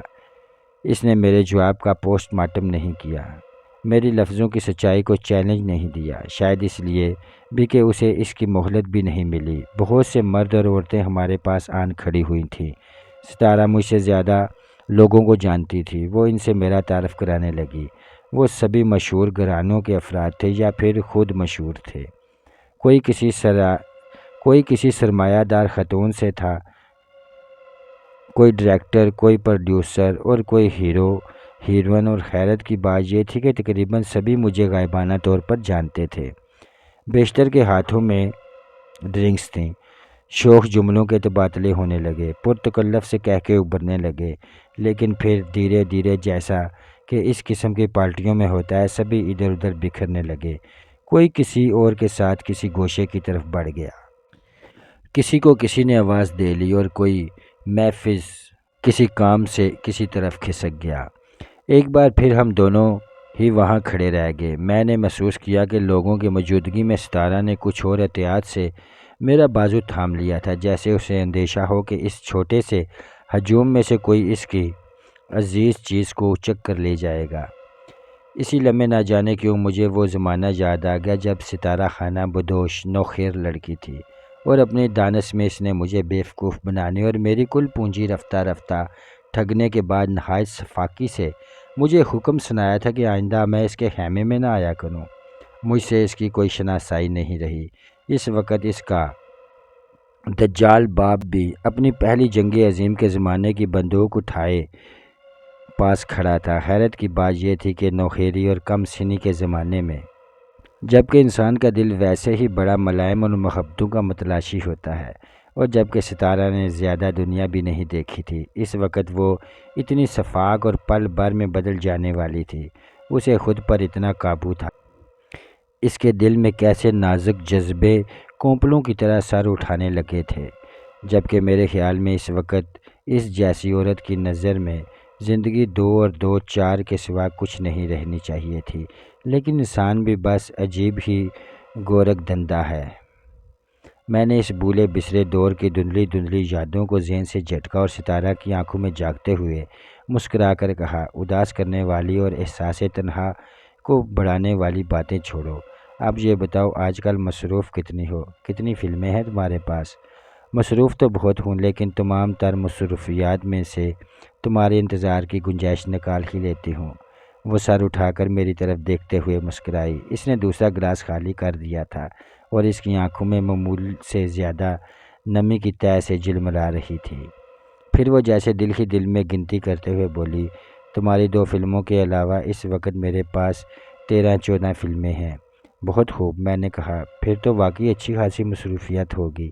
ہاں، ان ہیروئنوں سے زیادہ مصروف ہیں جن کے پاس اس وقت 50-50 60-60 فلمیں ہیں، کیونکہ ایک تو میری ساری فلمیں سیٹ پر ہیں، سب کی شوٹنگ زور و شور سے چل رہی ہے، اور میں ایسی ہی فلموں کو ترجیح دیتی ہوں جن کے مقررہ شیڈول میں مکمل ہو جانے کی امید دکھائی دے رہی ہو۔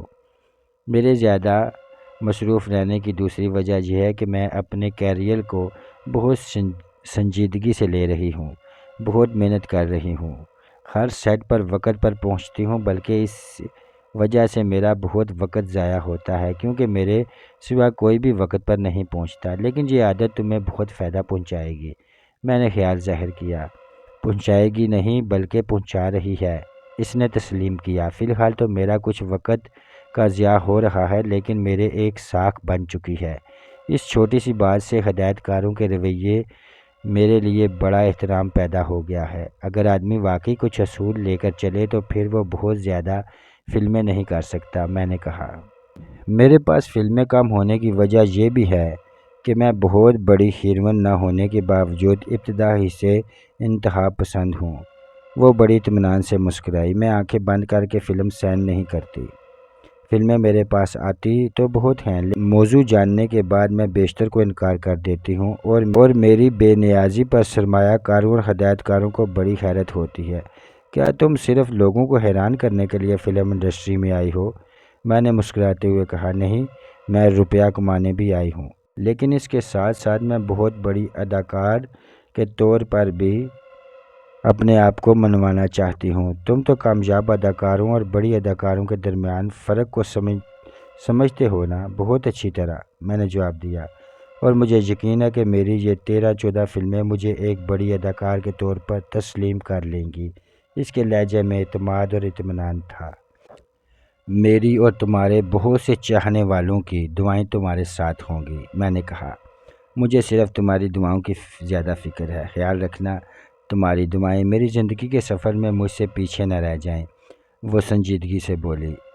اس سے پہلے کہ میں کوئی جواب دیتا، اسے جیسے کچھ یاد آ گیا، اور وہ شاید کوئی پرلطف بات تھی۔ وہ بے اختیار ہنستے ہوئے بولی، میں بڑی انتہا پسند بنتی ہوں، لیکن پچھلے دنوں میں نے ایک عجیب و غریب فلم سین کر لی جسے شاید کوئی بھی سنجیدہ اداکار نہ کرتی۔ کون سی فلم؟ کیا موضوع ہے اس کا؟ میں نے دلچسپی سے پوچھا۔ آؤ ادھر چل کر بیٹھتے ہیں، پھر میں تمہیں اس فلم کے متعلق بتاتی ہوں۔ ستارہ نے ایک درخت کی طرف اشارہ کیا۔ اس گوشے میں روشنی اور بھی کم تھی، اور درخت کے قریب پتھر کی ایک چھوٹی سی بینچ موجود تھی۔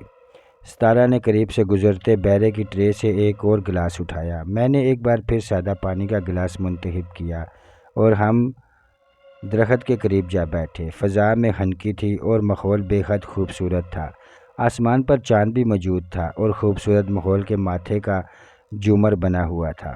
ستارہ نے جرجری سی لے کر آسمان کی طرف دیکھتے ہوئے کہا، سب کچھ کتنا رومانٹک لگ رہا ہے، سوائے تمہارے۔ تم آج تک میری سمجھ میں نہیں آ سکے۔ کبھی تو تم اتنے رومانٹک اور افسانوی لگتے ہو کہ اس دنیا سے تمہارا کوئی ناتا ہی نظر نہیں آتا۔ خوابوں کے آدمی معلوم ہوتے ہو، اور کبھی اتنے پتھریلے کہ چھونے کی ہمت نہیں پڑتی۔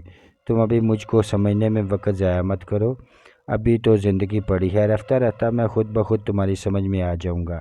میں نے گویا اسے تسلی دی۔ یہ تمہارا خیال ہے نا کہ زندگی بہت طویل ہے؟ یقین کرو یہ تو ایک خواب کی طرح بیت جائے گی۔ بستر مگر پر ہم بڑی حیرت سے سوچیں گے، بس یہ تھی زندگی؟ تم یہی دیکھ لو کہ اب تک جتنے برس بیت گئے ہیں، کیا وہ خواب معلوم نہیں ہوتے؟ ساری باتیں، ساری یادیں خواب ہو چکی ہیں۔ یہ ہمارے حق میں بہتری ہے، میں نے جلدی سے کہا۔ اس کی باتوں نے ایک ثانیے کے لیے میرے اعصاب میں خوف کی لہر دوڑا دی تھی۔ اس نے ایک گھونٹ بھرا، اور میں نے اسے اس موضوع سے ہٹانے کے لیے کہا، تو مجھے اس فلم کے بارے میں بتا رہی تھی۔ ہاں، وہ ایک بار پھر مترنم انداز میں ہنسی، اور میرے دل کے آنگن میں گویا افراتفری مچاتی گئی۔ گلاس بینچ پر رکھ کر اس نے اپنے خوبصورت بیگ سے امپورٹڈ سگریٹ کا پیکٹ نکالا، اور ایک سگریٹ نکال کر اپنے خوبصورت ہونٹوں میں دبائی۔ میں نے طلائی لائٹر نکال کر اس کے سگریٹ کا شعلہ دکھایا۔ زرد روشنی میں ایک لمحے کے لیے چمک اٹھنے والا اس کا بناؤ سنگار چہرہ مجھے کسی مصری شہزادی سے ملتا جلتا نظر آیا۔ تم واقعی عجیب آدمی ہو، وہ ایک طویل کش لے کر دھواں میرے چہرے پر چھوڑتے ہوئے بولی۔ سگریٹ نہیں پیتے مگر لائٹر رکھتے ہو؟ میں نے اسے نہیں بتایا کہ وہ محفظ لائٹر نہیں ہے۔ مجھے خاموش پا کر بولی، میں تمہیں اس فلم کے متعلق بتا رہی تھی جو میں مذاق مذاق میں سین کر بیٹھی ہوں۔ اس کا نام جنگل گرل ہے۔ اوہ، مجھے یاد آیا، اس کے متعلق تو میں اخباروں میں پڑھ چکا ہوں۔ اس کی تو شاید شوٹنگ شروع ہو چکی ہے۔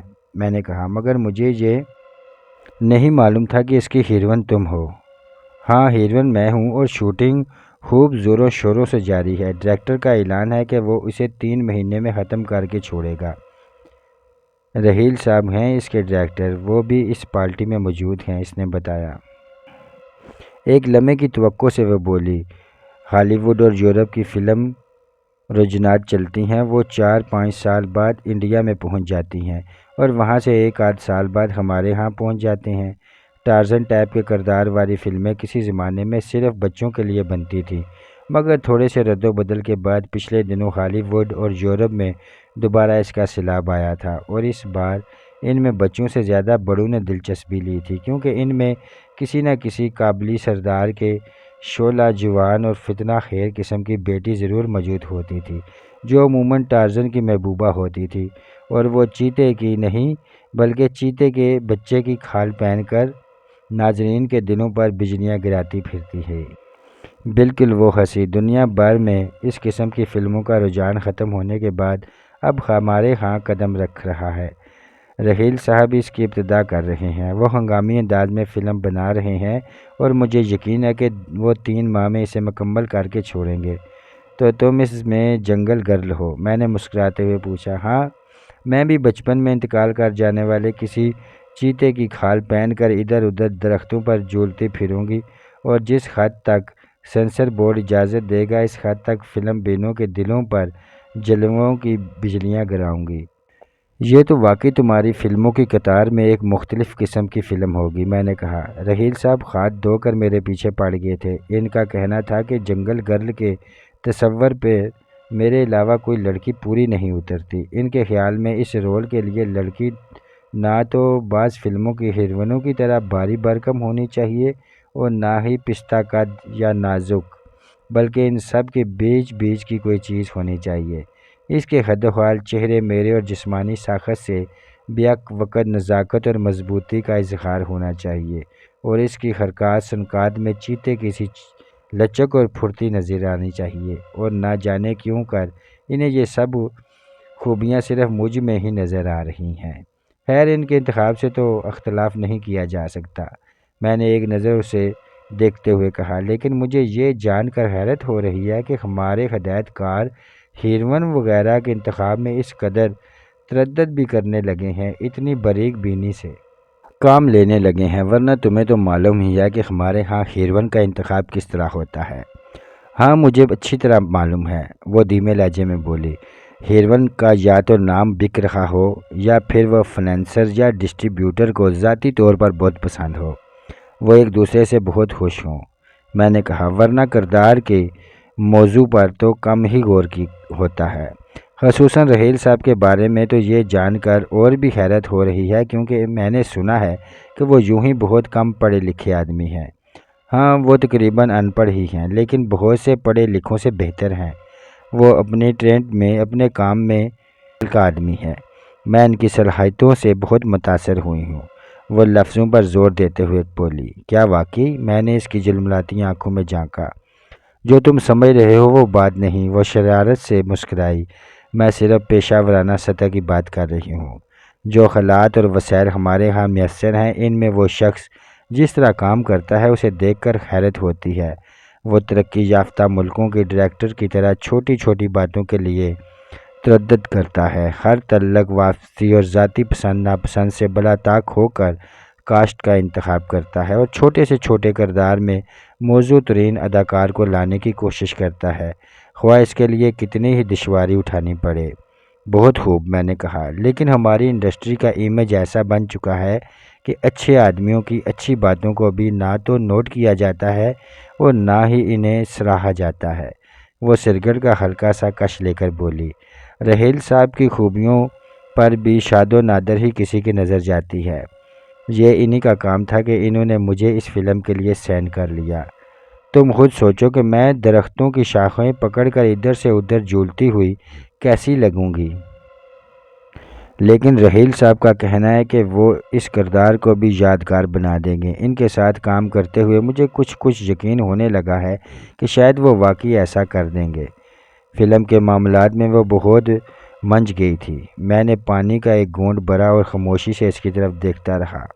لگ کر میری رگوں پا کی تپش کم ہو گئی تھی۔ آخر کار میں نے کہا، یہ فلم سین کرنے پر تمہارا رویہ معذرت خوانا نہیں ہونا چاہیے۔ اس میں کیا حرج ہے؟ زندگی میں تجربے تو ہوتے رہتے ہیں۔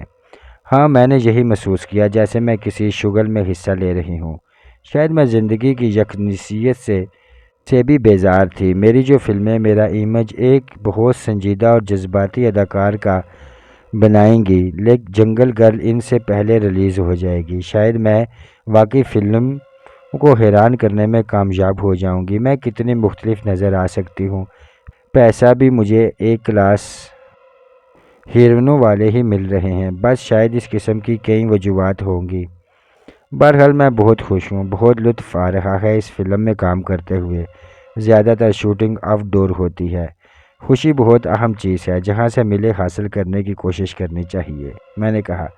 لیکن میری اصل خوشی کہیں دور، بہت دور ہے، اور مجھے یہ بھی نہیں معلوم کہ وہ کیا ہے اور کہاں ہے۔ اس کی آنکھیں ایک لمحے کے لیے تقریباً بند ہو گئیں اور لہجہ اداس کر دینے والا ہو گیا۔ پھر اس نے جیسے چونک کر اپنے قریب رکھا ہوا گلاس اٹھا کر آخری گھونٹ خلق میں اڈالا اور خالی گلاس میری طرف بڑھاتے ہوئے بولی، تم بہت بڑے آدمی ہو، لیکن چونکہ میرے دوست ہو اس لیے یہ بات تم سے کر رہی ہوں۔ اگر میں تمہیں سے کہوں کہ پلیز مجھے ایک ڈرنک اور لا دو، تمہارے لیے کچھ لانے سے میری شان میں ہرگز کوئی فرق نہیں آئے گا۔ میں نے خالی گلاس اس کے ہاتھ سے لے کر دوسری طرف رکھتے ہوئے کہا، لیکن میں نہیں چاہتا تم اور پیو۔ آج تم پینے کی طرف اتنے مائل کیوں نظر آ رہی ہو؟ اس سے پہلے تو میں نے کبھی تمہیں اس طرح پیتے نہیں دیکھا۔ ابھی تمہیں یہاں آئے زیادہ دیر نہیں گزری اور یہ تمہارا تیسرا گلاس تھا۔ معلوم نہیں کیوں آج دل چاہ رہا ہے۔ وہ پالش میں چھپے ہوئے اپنی ناخنوں کا جائزہ لیتے ہوئے بولی، بہت سی پینے اور بے خود ہو جانے کو دل چاہ رہا ہے۔ اس وقت میں وہیں ہلکورے لے رہی ہوں جہاں میں چاہتی تھی، لیکن میں اس سے کچھ آگے جانا چاہتی ہوں۔ میں جب یہاں آئی تو بہت اداس تھی، حالانکہ بظاہر تمہارا چہرہ خوشی سے دمک رہا تھا۔ میں نے کہا، ہاں، ایکٹنگ اسی کو کہتے ہیں۔ وہ میری طرف دیکھے بغیر بولی، اداسی کی کوئی وجہ؟ میں نے پوچھا۔ معلوم اداسی ایک پودے کی طرح اندر کہیں سے خود بخود پھوٹ جاتا ہے اور زہر کی طرح رگوں پا میں پھیل گیا ہے۔ وہ قدرے کراتے ہوئے بولی، ہوتا ہے، کبھی کبھی ایسا بھی ہوتا ہے، سب کے ساتھ ہوتا ہے۔ میں نے اس کا کندھا تھپکاتے ہوئے کہا۔ پھر میں نے گلاس کی طرف اشارہ کیا، لیکن اس کا علاج یہ نہیں، یہ بہت پرانی نصیحت ہے۔ وہ مسکرائی، یہ شراب بھی تو بہت پرانا ہے، جس کا نام شراب ہے، میں نے کہا، اور انسان کے درد اس سے بھی زیادہ پرانے ہیں۔ وہ سلگتی سگریٹ کا ٹوٹا ایک طرف اچھالتے ہوئے بولی، چھوڑو ان باتوں کو، آج لوگوں سے ملتے ہیں اور اپنے آپ کو بلاتے ہیں۔ میں نے اس کا ہاتھ پکڑ کر اٹھتے ہوئے کہا۔ ہم واپس بکھرے بکھرے ہجوم تک پہنچے تو مجھے یوں لگا جیسے کئی لوگ کن آنکھوں سے ہماری طرف دیکھ رہے ہیں کہ ہم سب سے الگ تھلگ کیوں جا بیٹھے تھے۔ ڈھیلے ڈالے سوٹ میں ایک پستہ قد آدمی اس پرسکون ماحول میں بھی نہ جانے کیوں آندھی طوفان کی طرح ایک طرف کو جاتا نظر آیا۔ وہ ہمارے قریب سے گزرا تو ستارہ نے اس کے بازو پر ہاتھ رکھ دیا اور وہ جھٹکے سے یکدم یوں رک گیا جیسے کسی روبوٹ کی بیٹری نکال دی ہو۔ پھر وہ ایڑیوں کے بل ہماری طرف گھوما۔ وہ گول مٹول سے چہرے والا ایک وڈیر عمر آدمی تھا۔ اگر اس کی بھویں موٹی اور آپس میں تقریباً جڑی ہوئی نہ ہوتی تو اسے خوش شکل میں ہی شمار کیا جا سکتا تھا۔ اس قسم کی بھویں شخصیت کا کوئی اچھا تاثر نہیں دیتی، لیکن وہ پھر بھی اچھا آدمی معلوم ہوتا تھا، خوش اخلاق، ملنسار اور بے پناہ۔ اس کی رویں رویں میں گویا توانائی بھری ہوئی تھی اور وہ جیسے ہر لمحے کچھ نہ کچھ کر گزرنے کے لیے بے چین تھا۔ یہ رحیل بٹ صاحب ہیں، جنگل گھر کے ڈائریکٹر، ستارہ نے بتایا۔ اس شخص نے ایک جھٹکے سے مسافے کے لیے میری طرف ہاتھ بڑھا دیا۔ میں نے اس کا مختصر سا ہاتھ نرمی سے تھامتے ہوئے کہا، آپ سے غائبانہ تعارف تو تھا، آج ملاقات بھی ہو گئی۔ اور اس سے پہلے کہ ستارہ آپ کا تعارف کرائے، میں بتا سکتا ہوں کہ آپ افضل چودھری صاحب ہیں۔ اس نے مختصر سا کہکہ لگایا۔ افضل چودھری کے علاوہ کوئی ہماری ہیروئن جنگل گرل کو اغوا کر کے وہاں نہیں لے جا سکتا۔ اس نے اس درخت کی طرف اشارہ کیا جس کے قریب ہم چند لمحے پہلے بیٹھے تھے۔ اس کی بات میں دم تھا، لیکن فی الحال میں نے اس پر کوئی تبصرہ نہیں کیا اور نرمی سے کہا، ہیروین کے رول کے لیے میں آپ کے حسن انتخاب کی داد دیتا ہوں۔ میں نے آپ کی کوئی شوٹنگ نہیں دیکھی، لیکن میرا اندازہ ہے کہ اسکرین پر ستارہ سے بہتر جنگل گرل کوئی نظر نہیں آ سکتی۔ میں منہ دیکھے کی بات نہیں کر رہا جی، اور نہ ہی میں کوئی بہت بڑا نامی گرامی ڈائریکٹر ہوں۔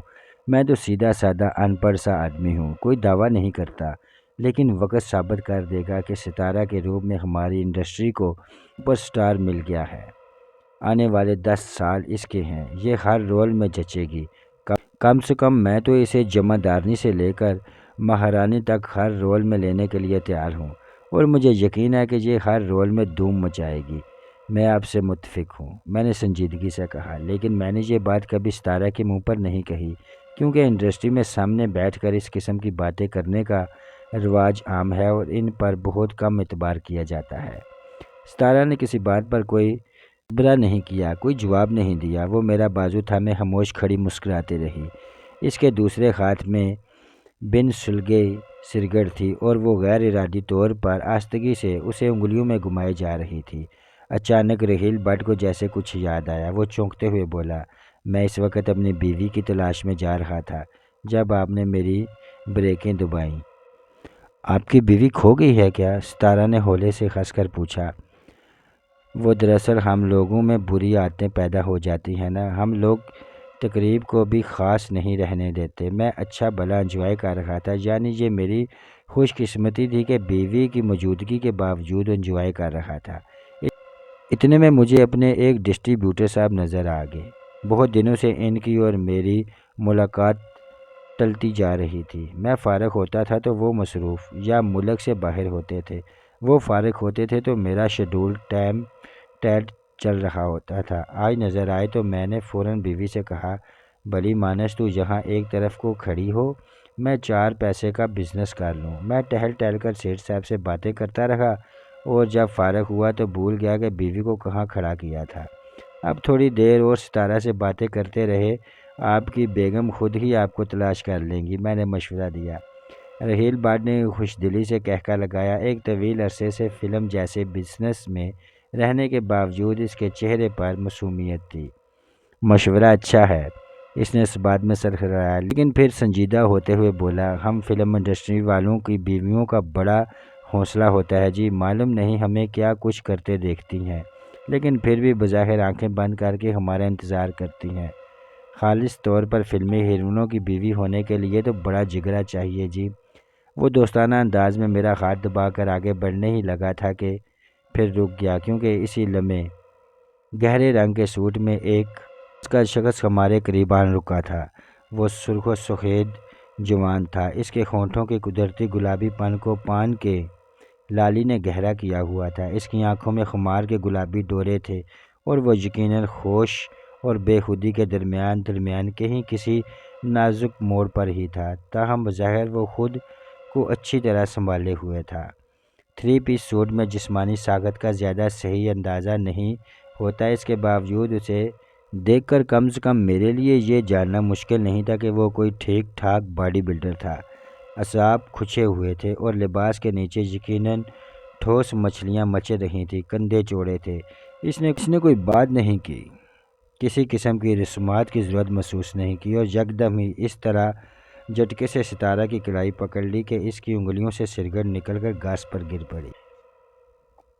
اسے گویا اس بات کی قطعی کوئی پرواہ نہیں تھی کہ ستارہ نے دوسرے ہاتھ سے میرا بازو تھاما ہوا ہے اور وہ میرے ساتھ کھڑی ہے۔ اس نے ستارہ کو اپنی طرف تقریباً کھینچتے ہوئے مخمور سے لہجے میں کہا، ارے مجھے تو معلوم ہی نہیں تھا کہ میری ہیروئن یہاں کھڑی ہے۔